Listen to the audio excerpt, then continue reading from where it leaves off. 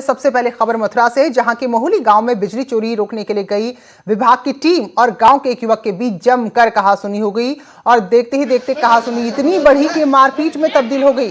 किसी ने मारपीट का वीडियो बनाया है तो कर्मचारियों के साथ मारपीट की खबर अधिकारियों को मिली तो अधिकारी आनंद फानन में मौके पर पहुंचे और बिजली कर्मचारी वेद प्रकाश का कहना है कि बिजली चोरी की शिकायत लगातार मिल रही थी, जिसके बाद ये लोग कनेक्शन काटने गए थे। तभी नरेश नाम के एक शख्स ने उन्हें गालियां दी और उन पर जानलेवा हमला भी बोल दिया।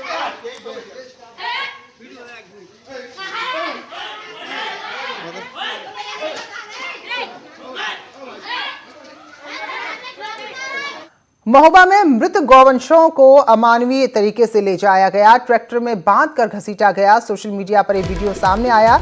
महोबा के चरखारी का यह वीडियो बताया जा रहा है, जहां गौशाला में गायों की मौत के बाद उन्हें ट्रैक्टर से बांधकर खींचा गया। तो महोबा के चरखारी में यह मामला सामने आया है, जहां मृत गौवंशों के साथ इस तरह का व्यवहार हुआ है।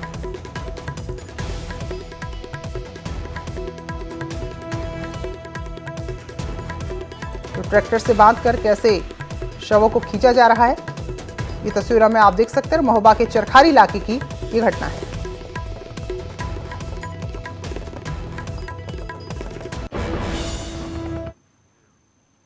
चलिए आगे बढ़ेंगे। सहारनपुर से खबर है, जहां कुछ अफसरों ने एक किसान के खेत की ट्रैक्टर से जुताई कर पूरी फसल को तबाह कर दिया।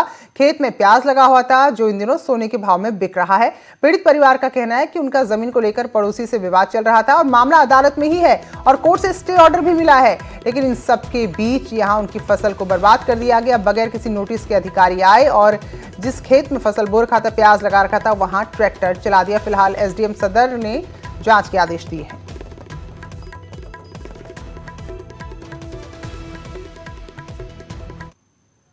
अचानक कुछ लोगों ने आकर के मतलब प्रशासनिक अधिकारियों ने आकर के अचानक बिना सूचना के यहाँ मौके पर हमारे खेत का सब तहस नहस कर दिया। हमारी सब फसल बर्बाद करती, बहुत नुकसान पहुंचा दिया गया है। और मतलब अगर हमने पूछने की कोशिश की कि भाई क्या मामला है, कैसे है, हमारा उसमें कुछ कोर्ट के अंदर भी विवाद चल रहा है, तो स्टे वगैरह हमने उन्हें दिखाया तो वो लोग रुके नहीं। प्याज के खेती के किसी भूखंड के पैमाइश का मामला था और एसडीएम सदर से भी पूछा तो उनके द्वारा बताया गया कि पैमाइश के लिए भेजा गया है। एसडीएम सदर को मैंने कहा है कि इसकी जानकारी कर लें और जांच कर लें, जो नियमानुसार कार्रवाई हो करें। Thank you. और आगरा के लाल किले का वैभव फिर से लौटाने की तैयारी शुरू हो गई है। किले के अनगिनत ऐसे लाल पत्थर हैं जो समय के साथ काले पड़ चुके हैं, अब इन्हें बदला जा रहा है। तो किले का स्वरूप पहले जैसा ही रहे, इसके लिए बाकायदा कलाकार बुलाए गए हैं। राजस्थान के बंशी पहाड़पुर से इन पत्थरों को मंगाया गया है और कारीगर हाथी घाट के पास काले पड़ चुके पत्थरों को बदलकर लाल पत्थर लगा रहे हैं। तो आपको बता दें कि किले के दूसरे हिस्से में राजस्थान और आगरा के कारीगर पत्थरों में पच्चीकारी भी कर रहे हैं, यानी कि पुराने स्वरूप को बरकरार रखते हुए इसे नया किया जा रहा है।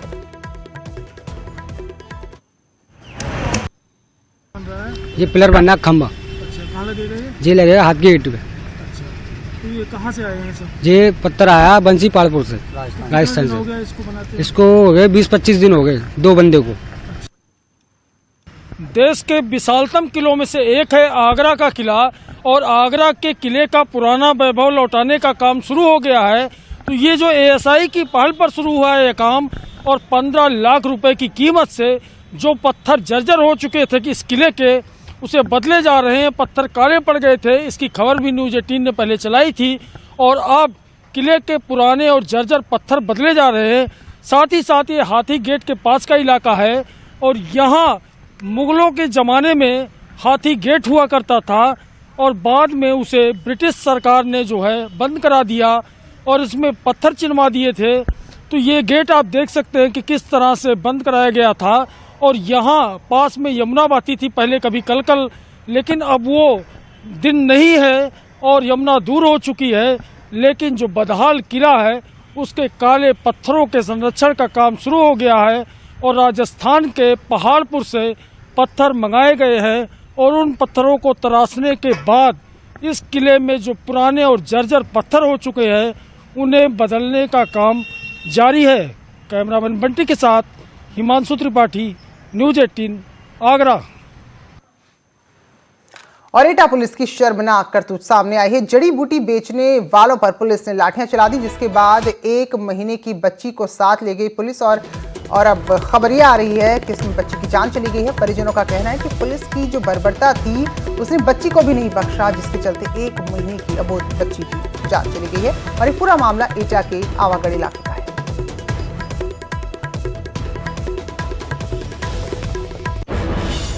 तो आपको बता दें कि एटा से खबर है, जहां आपने भी देखा होगा अमूमन कुछ लोग जड़ी बूटी बेचने के लिए सड़क के किनारे ही कुछ अपनी टेंट टुमा अस्थायी दुकानें लगा देते हैं। तो आरोप है कि पुलिस यहां आई और जो लोग यहां टेंट में जड़ी बूटी बेच रहे थे उनके साथ मारपीट की। और 1 महीने की छोटी बच्ची थी जिसे पुलिस अपने साथ ले गई और बाद में उनको सूचना दी गई कि बच्ची की मौत हो गई है।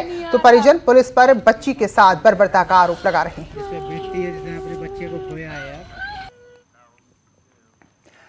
कानपुर में मनचले की पिटाई करने वाली महिला सिपाही को सम्मानित किया गया। दरअसल एक मनचला जो लड़कियों को परेशान कर रहा था उसको सरेआम पुलिसकर्मी ने जूतों से पीटा था।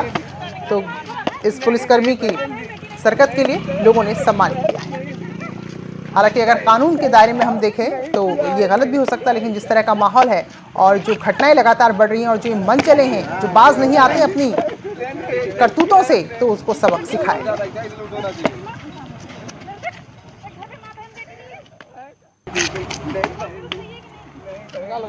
तो तस्वीर आप जरा देखें और खास तौर पर जिस तरह से माहौल है, उन्नाव की घटना की बात करें, हैदराबाद की घटनाओं की बात करें, आजमगढ़ में जो घटना सामने है उसकी हम बात करें, तो लोगों में वैसे ही गुस्सा है। और यही वजह थी कि जब इस तरह का वीडियो सामने आया जिसमें मनचले को बीच सड़क पर ऑन द स्पॉट सबक सिखाया गया, तो उसके बाद उससे पुलिसकर्मी को लोगों ने तुरंत सम्मानित भी किया।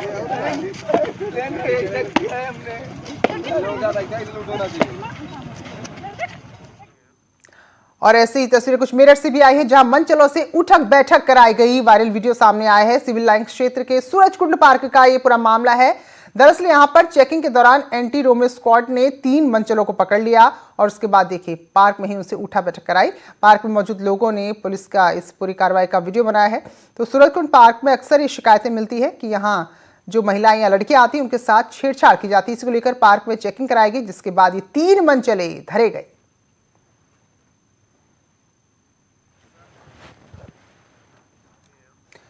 दरअसल इस तरह की हरकतों का इतना ज्यादा खौफ बच्चियों के मन में हो जाता है कि स्कूल जाना ही छोड़ देती हैं। हरदोई से ऐसी ही खबर सामने आई है। दोनों बहनों ने गांव के ही 2 किशोरों पर अश्लील फप्तियां कसने और उन्हें छेड़ने का आरोप लगाया है। पीड़ित परिवार का यहां भी कहना है कि पुलिस ने दोनों आरोपियों को पहले हिरासत में लिया था, लेकिन उसके बाद तुरंत छोड़ दिया और उसके बाद जब वो आए तो उन्होंने इन बच्चियों के घर के छप्पर को ही आग के हवाले कर दिया। इसके बाद एसपी से शिकायत लगाई गई, तब जाकर पुलिस ने आरोपी किशोरों के खिलाफ मामला दर्ज कर आगे कार्रवाई शुरू की है। रास्ते में बैठते हैं और छेड़छाड़ बच्चों से करते हैं। बच्चे बहुत डरते हैं। बच्चे जाना स्कूल बंद कर दिए हैं इन लोगों ने। उनको जो है हमने थाने में बंद भी करवाया है, वो छूट गए हैं। वो धमकी दे रहे हैं मारने की और रात में उन्होंने हमारे घर में आग भी लगा दी। उनके पिता ने एक शिकायत दर्ज कराई है कि उसी गांव के 2 लड़के हैं जो कि नाबालिग वो भी हैं, 15-16 साल के लड़के हैं। वो आए दिन लड़कियों को कमेंट करते हैं और इस शिकायत पर पुलिस ने उनको पकड़ के लाई गई थी। उनके परिवार वालों को भी लाई, तो उनके आश्वासन पर उनकी जमानत उनको छोड़ा गया था। लेकिन उसके बाद उन लोगों ने उनके छप्पर में, उनका ये कहना है कि उन्होंने आग लगा दी और एक लड़का छप्पर में आग लगा करके पानीपत भाग गया है। इस आशय की शिकायत उन्होंने दर्ज कराई है। इस प्रकरण में FIR दर्ज कर ली गई है। एक लड़का पानीपत चला गया, उसकी तलाश की जा रही है। दूसरा लड़का पुलिस की गिरफ्त में है, पूछताछ की जा रही है। और अगली खबर बदायूं से है, जहां आरोप है कि किशोरी से छेड़छाड़ की गई, उसके साथ रेप करने की कोशिश की गई है। तो फिलहाल पुलिस ने जब ये वीडियो सामने आया है तो खुद ही इसका संज्ञान लिया है और इसके बाद पीड़िता के भाई की तहरीर पर पॉक्सो एक्ट के तहत छेड़छाड़ का मामला दर्ज कर लिया गया है और 4 लोगों को आरोपी बनाया गया है। और आपको बता दें पुलिस ने 2 आरोपियों को गिरफ्तार कर लिया, जबकि 2 की तलाश की जा रही है।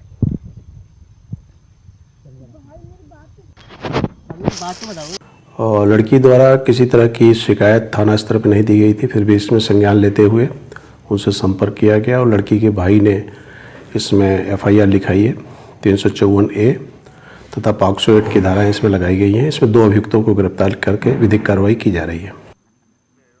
और इस वक्त बड़ी खबर बुलंदशहर से आ रही, जहां एक युवक की अज्ञात हमलावरों ने गोली मारकर हत्या कर दी है।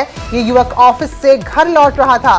बुलंदशहर के खुर्जा का ये मामला है। ऑफिस से घर लौट रहे एक युवक पर कुछ लोगों ने ताबड़तोड़ गोलियां बरसाई, जिससे युवक की मौत हो गई है। तो बुलंदशहर के खुर्जा से ये खबर सामने आ रही है, जहां गोली मारकर युवक की हत्या कर दी गई है।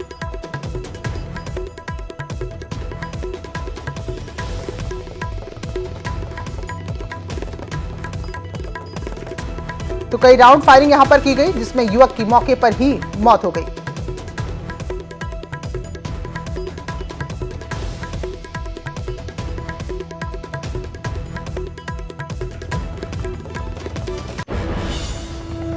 Deputy CM doctor Dinesh Sharma ने नागरिकता संशोधन बिल का समर्थन करते हुए कहा कि घुसपैठिए चाहे जिस भी देश के हों, वो घुसपैठिया ही है और देश की सुरक्षा के लिए हमेशा एक खतरा है।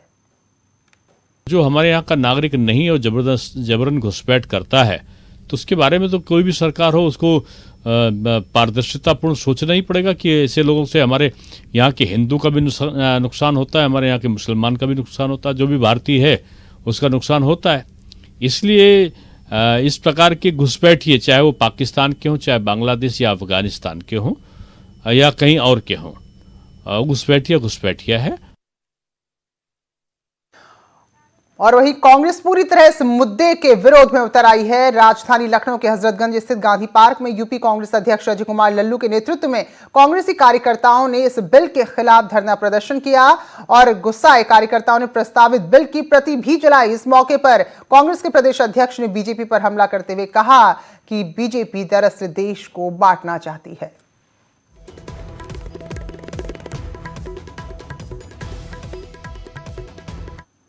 संशोधन विधेयक का कांग्रेस द्वारा जबरदस्त विरोध किया जा रहा है। इस वक्त हमारे साथ उत्तर प्रदेश कांग्रेस के प्रदेश अध्यक्ष अजय कुमार लल्लू मौजूद हैं, जिन्होंने आपसे कुछ देर पहले इस बिल की कापियां भी जलाई है। क्या मांग है आप? संघ का विधान इस देश का संविधान नहीं हो सकता। भारतीय जनता पार्टी देश को बांटना चाहती है। बड़े मुद्दत से संघर्षों के बाद इस देश की आज़ादी दिलाने का काम भारत के लोगों ने किया है। हम बांटते हुए नहीं देख सकते।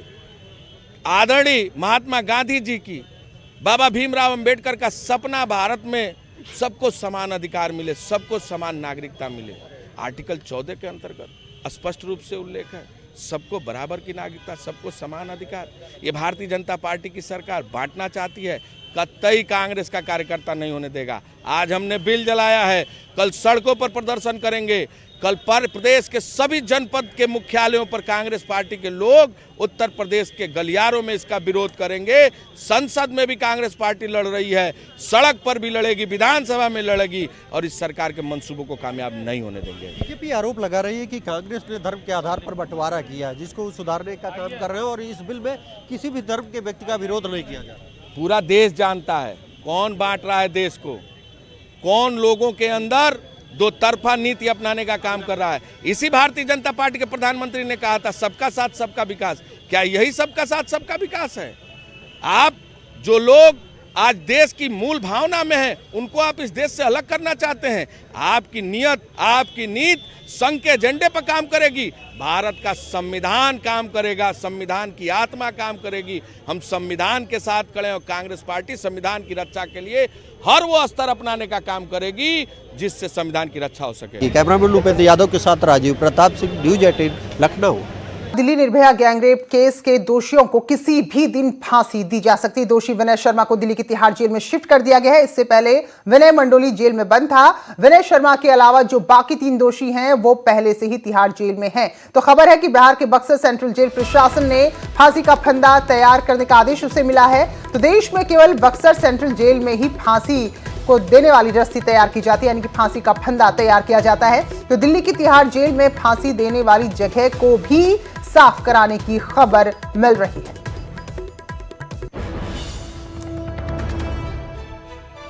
निरीक्षणालय के सीनियर पदाधिकारी के द्वारा ये डायरेक्शन दिया गया कि आप एटलीस्ट 10 जो है हैंगिंग रोप का निर्माण कर ले, निकट समय में आपको ऑर्डर आ सकता है।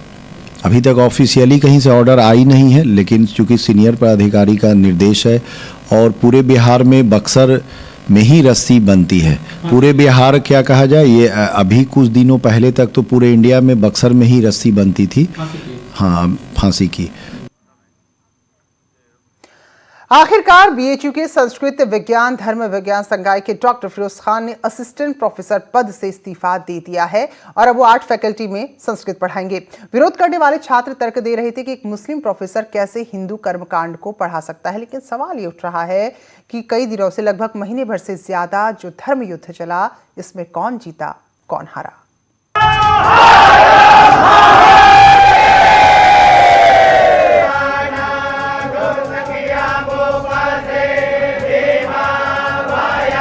उन्होंने यहाँ से रिजाइन कर दिया है और संस्कृत विभाग कला संकाय में उन्होंने ज्वाइन कर लिया है। तो मैं इसे मानता हूँ कि अभी ये कल फिरोज जी ने इस्तीफा दे दिया और ये सारा जो समस्या जो थी पूरी, उसका समाधान हो गया, मैं ऐसा समझता हूँ।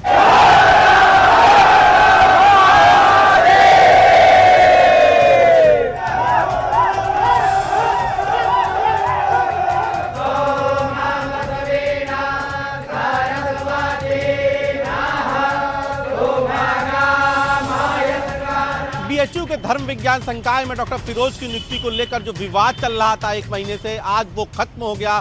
डॉक्टर फिरोज ने धरने के बीच में ही आयुर्वेद से लेकर कला संकाय में अपना इंटरव्यू दिया और 2 दिन पहले जो रिजल्ट आया उसमें डॉक्टर फिरोज का आयुर्वेद और कला संकाय दोनों में ही चयन हो गया। कल बीएचयू ने उनको नियुक्ति पत्र जारी किया और देर शाम ही उन्होंने कला